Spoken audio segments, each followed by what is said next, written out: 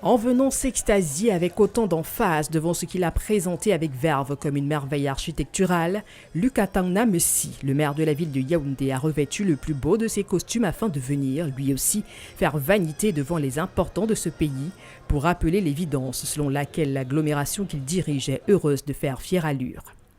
Cela alors même qu'au même moment, et pas si loin de l'endroit où se déroulait cette cérémonie, au marché central par exemple où s'est établi un immense cratère,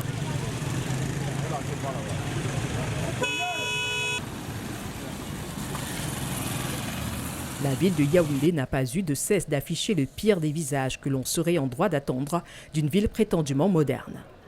Comble de l'ironie que d'avoir l'audace de systématiquement accoler le reflet de leurs impérities au nom de Paul Biya, devenu véritable fétiche du discours public.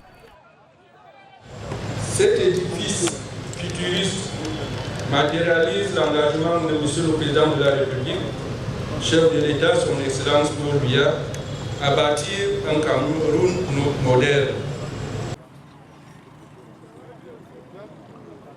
À l'évidence donc, un maire totalement dénué de scrupules devant le délabrement total de sa capitale qui couvre de honte ses habitants dans tous les quartiers. Dans certaines zones de la ville, la régression est telle que l'on se demande si le temps n'est pas revenu pour un retour à l'âge de la pierre taillée. Émergent 2035, vous parlez de bouche. Est-ce que c'est réalisable alors? On ne comprend plus rien dans ce Cameroun. On voit les engins aujourd'hui. Demain, on ne voit plus les engins. Il pleut. Vous-même regardez comment on souffre là. Ça ne va vraiment pas. Il faut que le système change. Chaque jour, on voit les gens venir mesurer les routes. Après, ils partent. On ne voit pas la suite. On souffre vraiment. On nous avait promis que les travaux vont se passer en moins de 6 mois. Voilà d'ailleurs aujourd'hui où c'est 2 ans. Où c'est combien de... Nous, on ne connaît pas ce qui se passe. Tantôt, on dit que les tombeaux bloquent. Tantôt, on n'a pas encore dédommagé tous les gens. Il faut donc quoi pour les faire pour finir la route? Yaoundé de la boue, Yaoundé de la misère, Yaoundé de l'effacement des grandes capitales africaines. Yaoundé, par ailleurs, avec ces tas d'ordures qui font montagne nauséabonde dans tous les coins de rue. C'est exagéré. Toute la ville, toute Yaoundé, c'est la poubelle. Pour dire que Yaoundé, c'est la ville la plus poubelle du monde entier, je peux dire que c'est vrai. Parce que partout là où on se retrouve, on se rend compte que nous, on vit dans la saleté. Je peux prendre un exemple, voici la poubelle qui se trouve derrière moi. Et cela est dû à les compétences parfois de nos autorités qui ne mettent pas certain accent dans ce qu'il faut et dans ce qui est de leur devoir.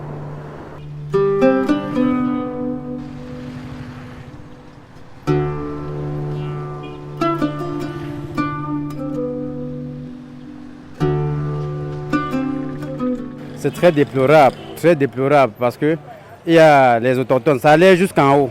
Il y a les autochtones qui vendent l'espace, d'autres mettent les kiosques à vendre. Et puis, ils payent, on vient porter une quantité, on laisse une quantité pour que n'importe qui vienne et lui-même faire le travail. J'ai mes collègues là qui ne vendent plus parce que la poubelle est jusqu'à leur porte. Yaoundé, capitale d'un pays habitué au maquillage cosmétique lorsque vient le temps des apparats. On badigeonne alors les rues pour couvrir l'indécence d'une ville qui retourne et se retourne dans le glauque.